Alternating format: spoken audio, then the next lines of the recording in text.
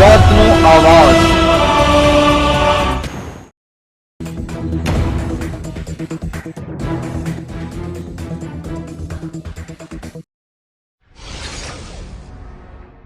ભરૂચ જિલ્લાના અંકલેશ્વરમાં સીએનજી પંપની બહાર એક રિક્ષામાં અચાનક આગ લાગતા દોડધામ મચી જવા પામી હતી।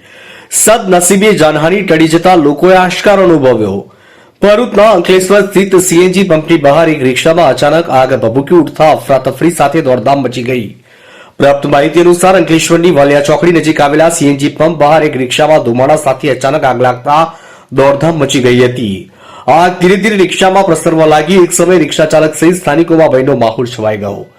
રિક્ષા ચાલક અને પંપના કર્મીઓએ ડોલ વડે પાણીનો મારો ચલાવી આગ પર કાબુ મેળવ્યો હતો।